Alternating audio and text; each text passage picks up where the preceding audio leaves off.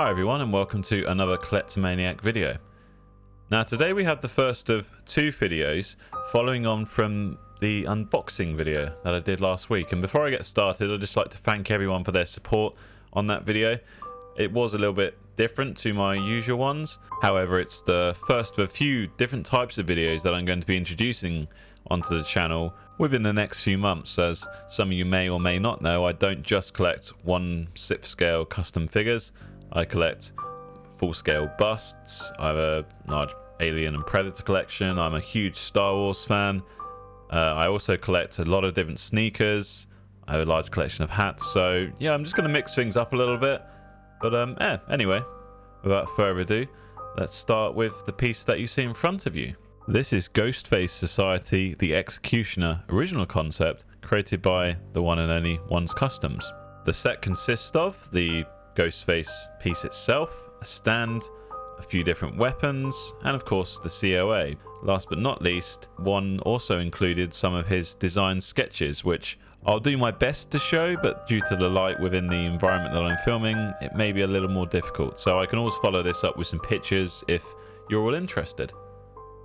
Starting with the base of the figure, I'd almost describe this as kind of a sidewalk or just pavement area base. There's obviously different types of dirt, almost looks like there's some moss, and then in the center of the base, I believe it's either made out of chalk or even spray painted the Ghostface symbol. This isn't unfortunately the full base or concept that One originally wanted to do. Unfortunately, I am still waiting for the backdrop for this. However, due to the timing of this video, it just didn't work out. Now there are some blood splatterings all over the base here, which again is a nice touch, probably showing that Ghostface has killed someone, if not on this spot, very near to it. Either that or it's just blood dripping off the robes. Looking at the boots of the piece, they're almost a little bit more stylized than some of the usual kind of leather boots I see on a lot of these 1/6 pieces. I like them. There's a little bit of substance to them. There's 3D, and then One has weathered these. The only thing I would say is that I think the blood splatter is a little bit too orangey red. You get what I mean? Even if it is fresh blood, it's a little bit too bright for my liking. Then moving up the piece, the costume is very interesting because it consists of two layers. You have almost this kind of underlayer which is more reminiscent to the Ghostface robe from obviously the Scream films, but it's made of almost like a leathery material. Now this is kind of cut and torn and weathered throughout in that style. Again, it's heavily weathered with old blood, new blood. And what I also like is this almost chain link belt that goes around Ghostface's waist. It really does add to the kind of intimidation factor. And then this top layer that I would almost describe it's made out of like a wool material. Again, this is aged incredibly well. Dirt, grime, blood splatters throughout it. There's also lots of see various holes, cuts. It's a very, very nice touch. I like the length of barbed wire that One has included here. This can be taken off the belt, but I quite like it hanging on it, and that's how One sent it to me. He's wearing what I would describe as almost rugged, kind of padded leather gloves. This costume actually reminds me very much of the Dead by Daylight skin that Base launched with. Now, obviously, they've added different skins since then, but anyone who's played the game, you'll definitely see resemblances here. Whether that was One's idea, whether he was inspired by that, or it's one of those just kind of twists of fate, so to speak. And as I always note with One's pieces, he doesn't just mean for these to be viewed from the front. This weathering and tearing and, you know, blood splatter and just general griminess is present throughout the piece. It's a, 360-degree piece here. It's not just meant to be viewed from the front. Next, we come on to what I would describe as one of two iconic pieces from Ghostface and Scream in general. Of course, the mobile phone. Now, as you can see, One has painted the Ghostface symbol on the front of the phone, which again is an excellent touch. The screen's smashed, there's blood smeared over it. And what I actually didn't realize until I was filming this piece, which is why in the unboxing video the chain was actually attached to the hand at points, is that One actually included a magnet in this particular left hand and then a magnet on the back of the phone so that the phone stays in the hand and never falls out, which in my opinion is nothing short of genius.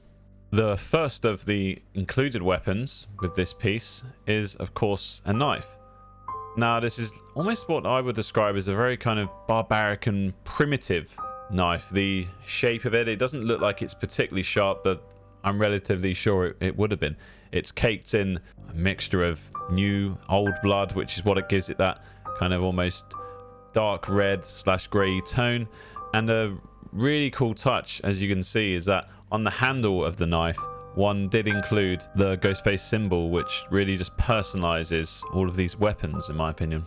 The second weapon included in this set is a flail. Now, this is slightly different in terms of what you would expect Ghostface to use, but the more and more I examine this piece, it feels almost, I don't know, medieval in construction, and really goes along with this executioner concept that one's trying to push here. I mean, I've seen some flails mostly that just have the 2 chains and spikes, but this of course has the 3. The spikes are caked in a mixture of probably rust, tarnishing, and fresh blood. Going along with the theme of personalized weapons, if you look on the very end of the handle, one has managed somehow to paint a very small Ghostface symbol. The last weapon that is included in the Ghostface executioner piece is this very long-handled double-headed axe.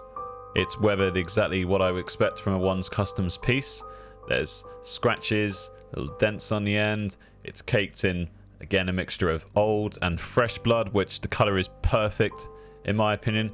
And a really awesome touch, which you'll be seeing right now, is that included on the back of the hood on this outfit is a slot to put the double-headed axe down, so Ghostface can almost pull it out from his back. It's the details such as this that really, for me, distinguish one's customs from all other artists, especially when it comes to his concept pieces. Now, looking at the mask itself, you'll immediately see there are, of course, similarities to the original Ghostface mask, but this is far more of a nightmarish version. All of the features are just enhanced. The eyes are, the openings are far bigger. The nose, obviously, put into a more correct, anatomically speaking wise, compared to an actual skull. The whole thing is actually a skull. The mouth opening it's similar in size to the original Scream mask, but again, it's more intimidating. Having it as a skull, just again, it takes it away from that almost kind of Halloween costume style that the film went for. Now, don't get me wrong, of course, without that, we wouldn't have had this piece here, but the weathering that one's done it as well, it looks like bone, aged bone, of course. It has that more yellowy tinge effect. There's obviously weathering that's gone on with this piece here. And also one's coloured in, or rather painted in, sorry, the eyes. Again, just gives that kind of blackish eyes depth along with the mouth. There's also individual teeth on this mask as well. And I also quite like the straps along the bottom, which almost says that, you know, I could take this off whenever I want to, but I'm choose to facing you. Really, again, adds to this executioner concept, which I don't believe there are any examples that I've seen anyway of, see, the beheading executioners. We used to wear masks like this, but again, imagine how scary it would have been if they did. As far as I was aware, they just wear this black hood. However, wouldn't it be cool to think that there were some executioners back in the day that would wear an intimidating mask? Probably nothing like this, but again, who knows? If you pull the hood down, you can see that he's wearing what I would almost describe as a half balaclava. Whether this serves a practical purpose, such as perhaps, you know, fireproofing, I don't know, but it just adds to the many layers of this concept piece. Now, some of you may remember when this was first offered up, there was of the stipulation that only the buyer would get to see the face underneath. And upon first impressions, in all honesty, I was a little bit disappointed. Through going through my old conversations with one, the idea of Ghostface is that he'll be a reflection on society and how he sees it and what can go wrong in society. One's thinking was that it's like the Purge, but worse. And when you look at the expression, it's almost this emotionless look on the character's face. And upon another conversation with one, he referenced that this is a confused person, torn by different views, not knowing where to stand or where they belong. And yeah, I can certainly see this. I mean, yeah, it has that blank stare there, trying to figure out whether it's dirt or soot around his face. I like the stubble. Again, it just adds a little bit more of an impression to this character. As I said, I'm torn. It's a difficult one. It's painted nicely enough. However, it kind of reminisces of almost like in the Scream films. Of the fact is, it wasn't someone who looked like a monster underneath. And again, yeah, of course, this head is, as I say, more weathered. There's this kind of blank expression on its look, but I don't feel there's anything special underneath here, unfortunately. Now, before I wrap up or conclude this video with my thoughts on this piece, I'd like to draw reference to the original Ghostface concept, that one made in around 2016. Now, of course, the mask is extremely similar. I'd say there are a few more slight refinements that's gone on with this mask, but again, when I go back to some of the conversations I've had with one about this piece, he classes these as being an underground society, so there are multiple characters of these, and when you look at the outfit that the original concept has, it's more of a, you know, something that an everyday person would wear, perhaps. Obviously, it does have the cloak underneath, but it has a very weathered hoodie and so on, and I don't feel, in all honesty, it's quite as interesting as the whole outfit that this piece has. As I said, there are layers to it. I imagine you can take that off, and that was part of one's original almost idea for this concept.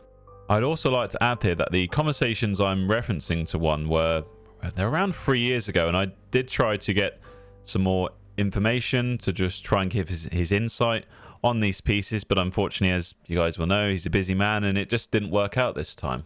To sum up my overall thoughts on this piece, I believe it's a very good concept. I feel it's truer to one's original idea of the Ghostface society that he was trying to build here. Now, this is obviously different in the fact that he's named this the Executioner, but in terms of the multiple layers of clothing, not just obviously on the body, and also the layers, obviously with the mask, the balaclava, etc.